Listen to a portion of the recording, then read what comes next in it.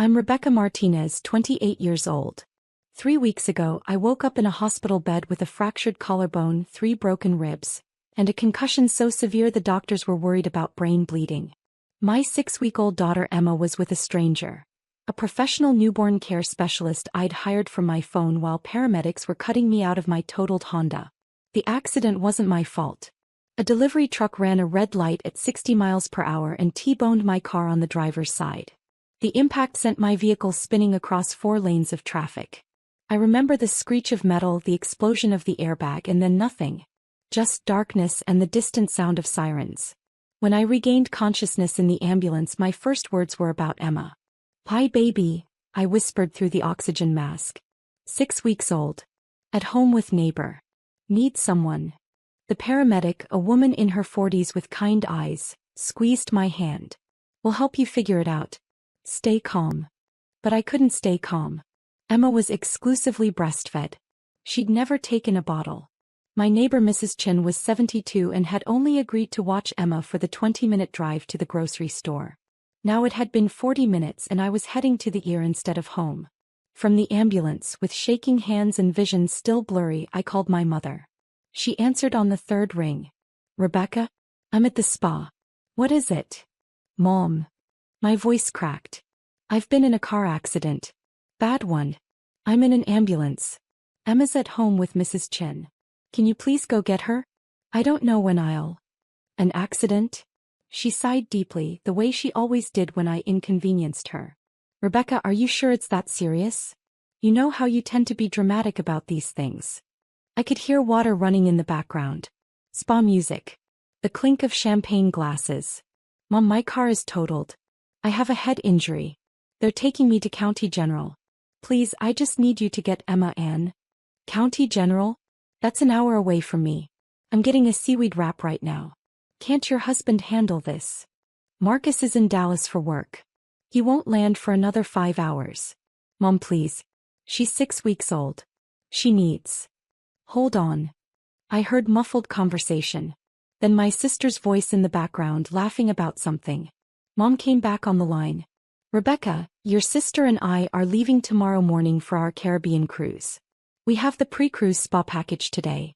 It's already paid for." My head was pounding. Each word felt like it took all my energy. "Mom, this is an emergency. Your granddaughter needs." "Your sister never has these emergencies, Rebecca." Her voice was sharp now. "Vanessa has 2 children and she's never once called me in a panic about a car accident or a crisis. You need to be more organized. More responsible." Something in my chest cracked and it wasn't just my broken ribs. "I didn't plan to get hit by a truck, Mom." "Well, you should have contingency plans. That's what responsible parents do. I can't just drop everything every time you have a problem. We've been planning this cruise for 8 months. The ambulance hit a pothole. Pain exploded through my torso. I gasped. "Are you even listening to me?" Mom continued. "This is exactly why I worry about you. Always so chaotic. Always needing to be rescued. I raised you to be independent, but you're still calling mommy every time something goes wrong." The paramedic was watching me, concern clear on her face. She could hear every word through the phone's speaker. "I'm not asking you to cancel your cruise," I said, forcing the words out. "Just to watch Emma for a few hours until I can arrange something else. Please. I'm getting on a ship tomorrow, Rebecca. I need to pack. I need to prepare. Your father and I deserve this vacation. We've worked hard our entire lives. We're not going to let your poor planning ruin our trip." "My poor planning?" My voice broke. "Mom, I was hit by a truck. And I'm sure you're fine. You're talking, aren't you? You're always so dramatic about medical things. Remember when you thought you had appendicitis and it was just gas? Or when you were convinced you had pneumonia and it was a cold?" I closed my eyes. The memory of those times stung differently now. She'd been dismissive then too. Annoyed that I'd bothered her. "This is different. They all were different according to you. Look, I have to go. My wrap is getting cold. Call one of your friends. Or hire a babysitter. You make good money, don't you?" Problem solved. The line went dead. I stared at my cracked phone screen, my mother's contact photo smiling back at me. It was from last Christmas. She was holding Emma, her first grandchild, looking proud for the camera. I'd thought things would be different once Emma was born. that maybe becoming a grandmother would soften her. I was wrong. The paramedic touched my arm gently. Do you have someone else you can call? I scrolled through my contacts with trembling fingers. My best friend Alicia was in Seattle for a conference. Marcus's parents were in Arizona. My neighbor Mrs. Chin couldn't handle a newborn for more than an hour. Then I found it. A business card I'd saved in my phone 6 months ago when I was pregnant and researching childcare options. Elite Newborn Care, 24/7 Emergency Services. With the paramedics' help, I called them. A calm voice answered immediately. Elite Newborn Care, this is Monica. I need help. The words tumbled out. I'm in an ambulance. Car accident. My 6-week-old daughter is at home with an elderly neighbor who can't care for her long term. I need someone now. Someone who can handle an exclusively breastfed baby. Someone who can stay as long as necessary. We can have someone to you within 45 minutes.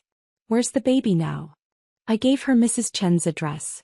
Monica asked calm, professional questions. Did Emma have any medical conditions? Were there supplies at the house? What was my hospital destination? Our specialist Claudia will be there in 40 minutes, Monica said. She's a registered nurse with 15 years of newborn care experience.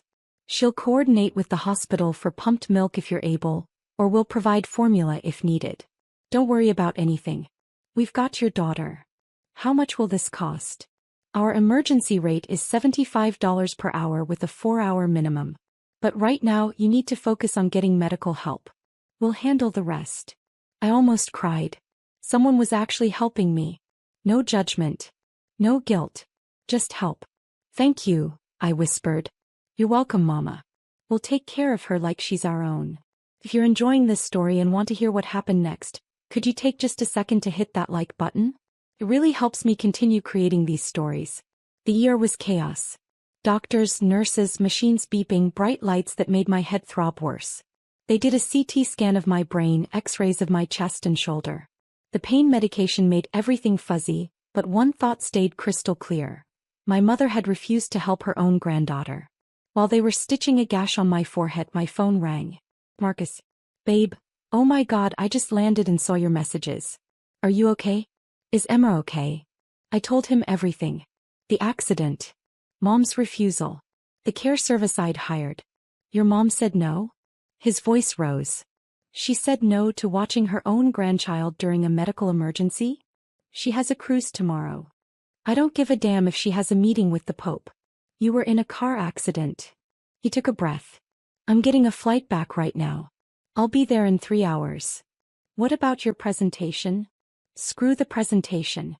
My wife is in the hospital. That's when I started crying. Not because of the pain or the fear, but because Marcus's immediate response showed me what real family was supposed to look like. And it made my mother's rejection hurt even more. After they admitted me for overnight observation, I did something I'd been thinking about since the ambulance ride. Something I'd been too afraid to do for 9 years. I opened my banking app and navigated to automatic payments. There was the transfer I set up when I was 19 years old. When I'd gotten my first real job after college and my parents had mentioned they were struggling with their mortgage after Dad's hours got cut.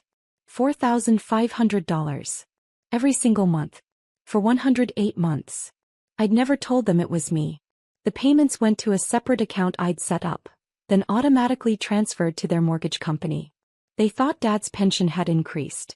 Or that Mom's part-time bookkeeping brought in more than it did. They never asked questions. They just enjoyed their financial stability. That $4,500 paid their entire mortgage with enough left over for their car payment. It's how they could afford spa days and Caribbean cruises and shopping trips with my sister. It's how Dad could retire at 62 instead of working until 65. $4,500 times 108 months. $486,000. I'd paid nearly $500,000 to keep my parents comfortable. And my mother couldn't spare 3 hours to hold her granddaughter while I was in the hospital. I canceled the automatic payment. Then I did something else. I opened a new savings account. I named it Emma's Future. I set up the same automatic transfer, $4,500 per month, but this time to an account for my daughter. The daughter my mother couldn't be bothered to help. My finger hovered over the confirm button for only a second. Then I pressed it. A nurse came in to check my vitals. "You're looking better," she said. "Color's back in your face. I just made a decision I should have made years ago." She smiled. "Those are usually the best kind." Around 8 p.m. there was a knock on my hospital room door. I expected Marcus, but instead a tall man in his 70s walked in.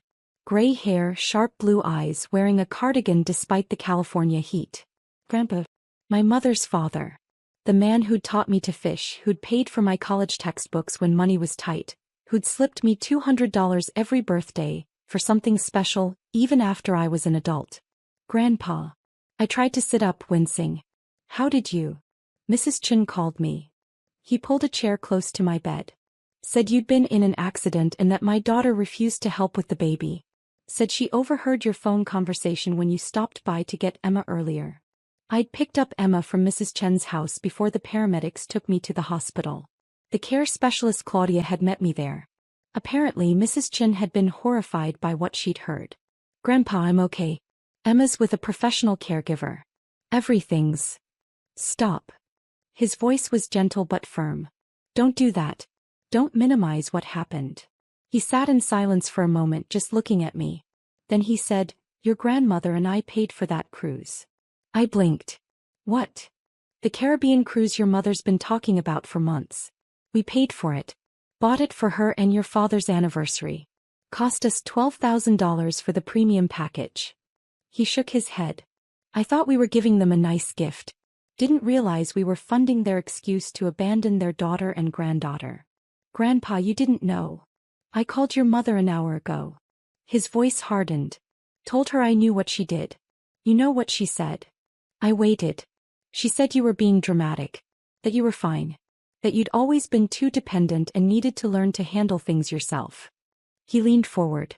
Then she said, "Emma isn't even my responsibility. Rebecca chose to have a baby. She needs to deal with the consequences." The words hit me like a second collision. "Consequences," I repeated. "She called my daughter a consequence." That's when I told her the cruise was cancelled. My eyes widened. "What?" "I called the cruise line. Cancelled the booking. As the purchaser, I have that right. They're refunding the money to my credit card." He smiled, but there was no warmth in it.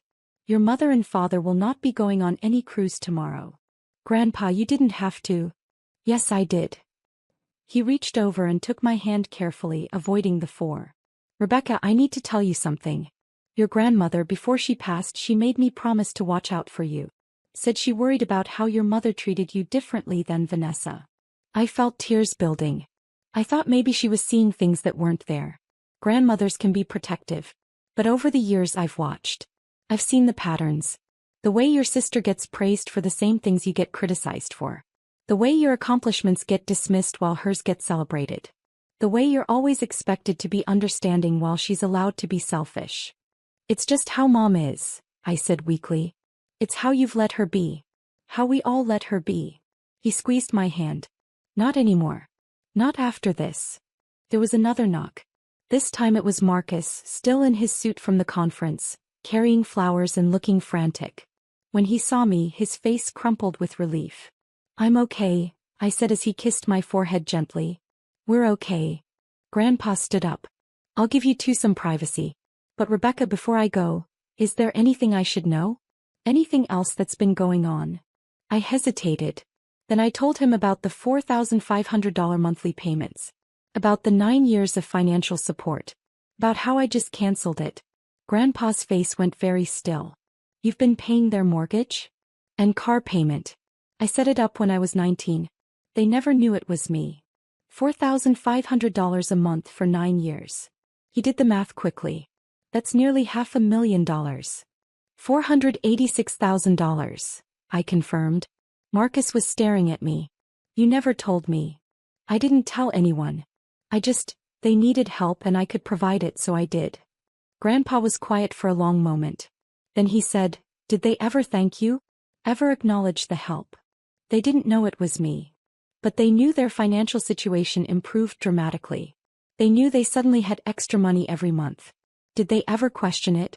Ever wonder? Ever think maybe they should be more careful with money that appeared out of nowhere?" I'd never thought about it that way. They just spent it, I said slowly. On cruises and shopping and spa days and helping Vanessa with her down payment and, I stopped. They helped Vanessa buy her house with my money. And when you were in a car accident with a 6-week-old baby, your mother couldn't spare 3 hours. Grandpa's voice was ice. She took your money for 9 years and couldn't give you 3 hours. He pulled out his phone. I'm making a call. You rest. He walked into the hallway, but I could hear his voice through the door. Patricia, it's Dad. No, I'm not discussing the cruise again. I'm calling about something else. Something I just learned. Pause. Did you know Rebecca has been paying your mortgage for 9 years? Silence. Then Grandpa's voice again, harder. $4,500 a month, Patricia.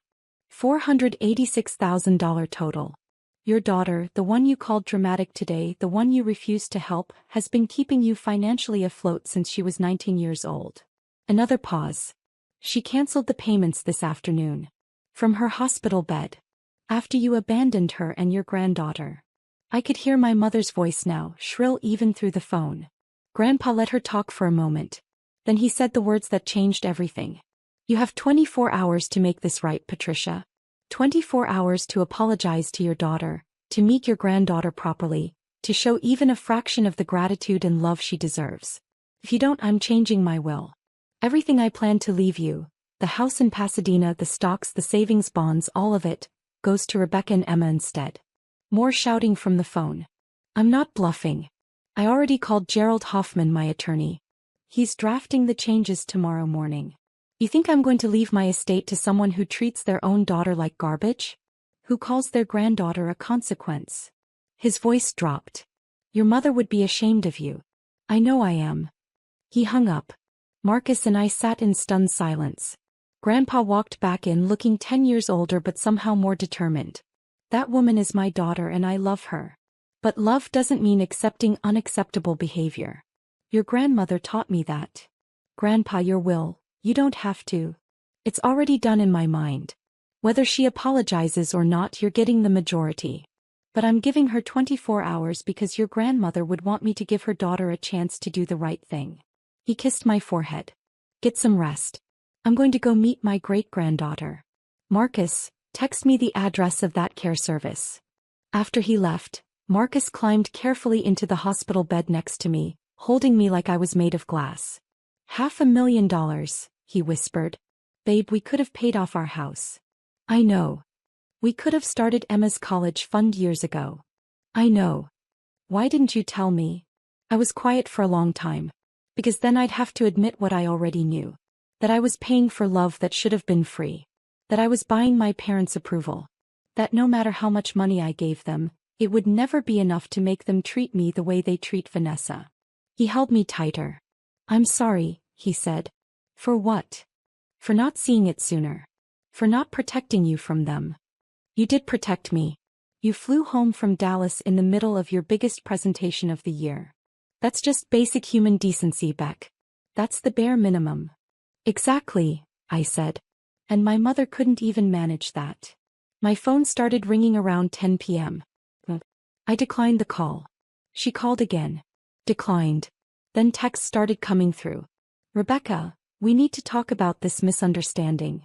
Your grandfather is being completely unreasonable. I never said I wouldn't help. You didn't give me a chance to explain. You're tearing this family apart over a simple miscommunication. I blocked the number. Then my sister called.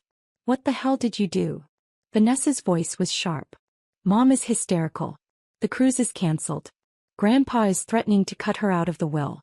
All because you got in a fender bender and Mom couldn't drop everything immediately. It wasn't a fender bender. I have 3 broken ribs and a fractured collarbone. Well, you're clearly fine enough to cause family drama. Do you know how much Mom was looking forward to this cruise? Do you know how hard she's been working? Working? I almost laughed. Vanessa, I've been paying their mortgage for 9 years. $4,500 every month. That's how Mom can afford not to work. That's how Dad retired early. That's how they helped you with your house down payment. Silence. You're lying. Check with Grandpa. Or better yet, ask Mom. Ask her where she thought that extra $4,500 a month was coming from for the past 9 years. Even if that's true. It is true. It doesn't give you the right to manipulate Grandpa. He's elderly. He's not thinking clearly. He's thinking more clearly than anyone. He sees exactly what Mom is. What you are. What I am. Her voice rose. I'm not the one blackmailing my own mother with Grandpa's inheritance. No, you're just the one who gets everything handed to you while I pay for it. The golden child who can do no wrong while I'm always the problem. I took a breath. I'm done, Vanessa. I'm done funding your lifestyle. I'm done being the family A-team. I'm done accepting scraps of attention while you get celebrated for existing. You're being insane. Mom loves you. Mom tolerates me as long as I'm useful. Today I learned exactly how much my usefulness is worth. 3 hours. She couldn't give me 3 hours for her granddaughter. She had plans. I had a head injury. Vanessa was quiet for a moment. Then, you know what? Fine. Keep Grandpa's money. Keep your victim mentality. But don't expect me to feel sorry for you when you end up alone because you pushed everyone away. She hung up. Marcus had been listening to the whole conversation. You okay? Actually, yeah. And I meant it. For the first time in a long time I feel like I can breathe. The next morning I was discharged with strict instructions to rest for 2 weeks. Marcus brought Emma to the hospital and I held my daughter for the first time since the accident. She was perfect. Healthy. Content. Claudia, the care specialist, had done an amazing job. She kept detailed notes about feeding times, diaper changes, sleep patterns. She'd even pumped and stored the breast milk the hospital had helped me express. You have a beautiful daughter, Claudia said as she gathered her things. And you're a strong mama. Not many women could make the calls you made from an ambulance. I had help. Thank you for being there when my own mother wouldn't. She smiled sadly. Family is who shows up. Remember that. We went home to flowers.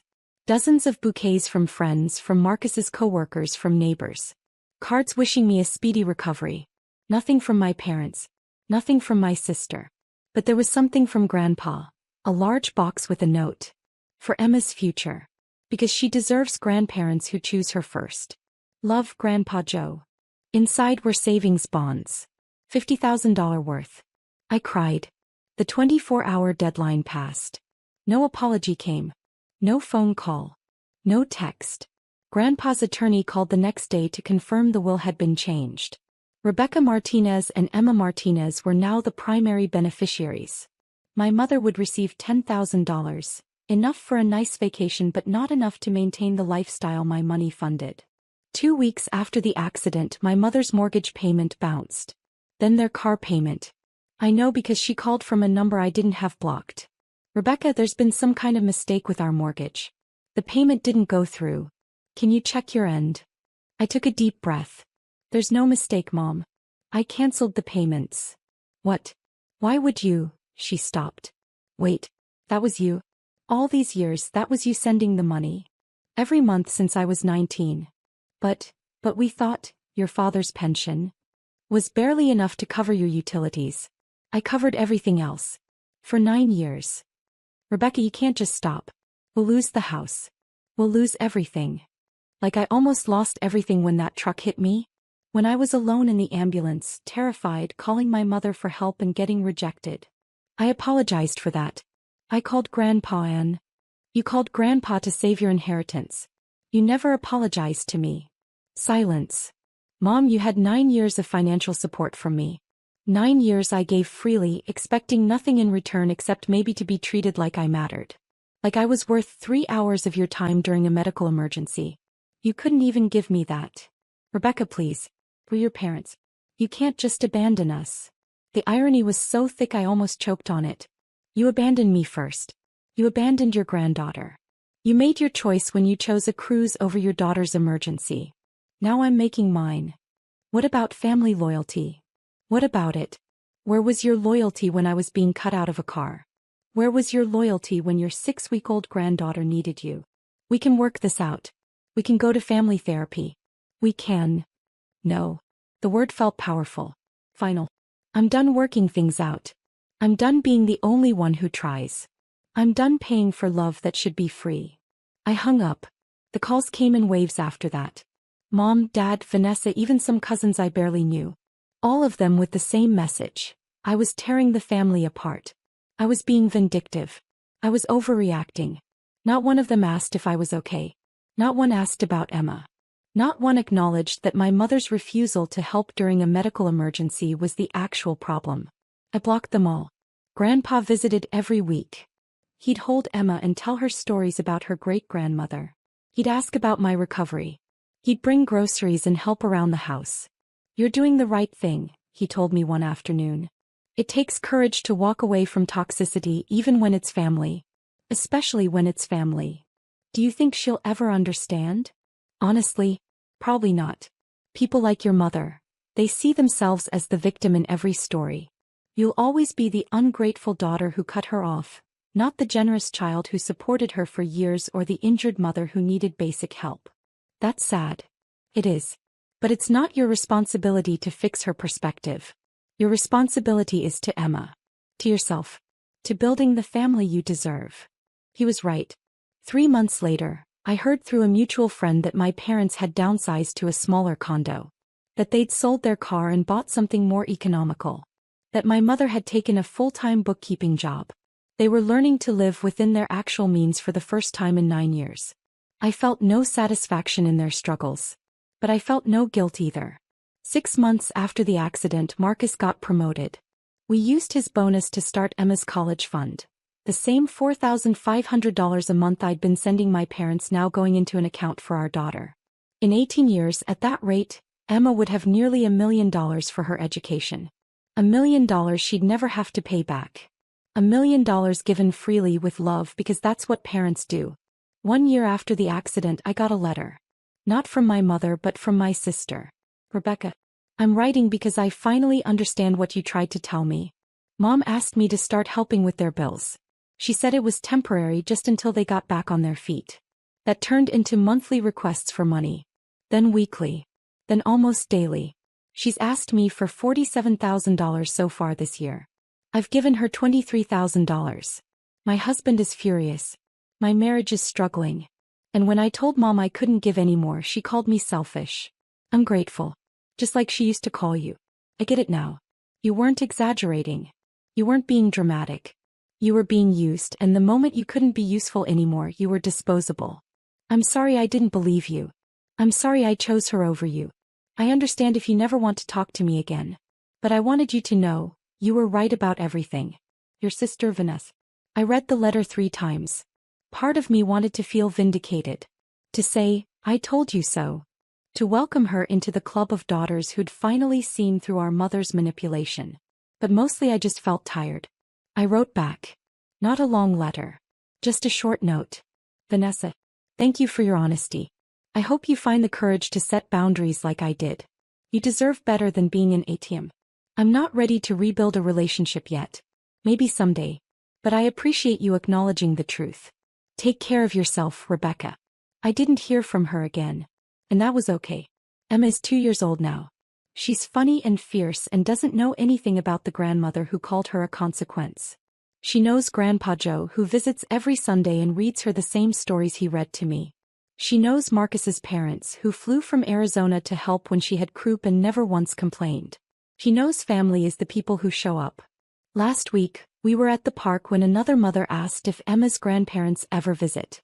"Oh yes," I said, watching Emma giggle as Grandpa pushed her on the swing. "Her grandfather comes every week." "What about your parents?" I smiled. "That is my parent. The one who matters." The woman looked confused but didn't press. "Here's what I've learned in the 2 years since that car accident. Some people will only value you for what you provide.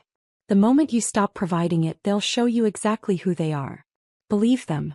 Don't waste years trying to earn love that should have been freely given." I think about that $486,000 sometimes. $500,000 I'll never get back. Money that could have changed my life in a dozen different ways. But I also think about what I gained by cutting them off. Peace. Self-respect. A clear understanding of my worth. A family built on genuine love rather than obligation and guilt. That's worth more than any dollar amount. My mother sends a card every year on Emma's birthday. I don't open them. They go straight into a box in the garage. Maybe one day Emma will want to know about that side of her family. Maybe she'll want to read them. But right now she's got everything she needs. Parents who choose her every single day, a great-grandfather who adores her, and a future funded by love instead of guilt.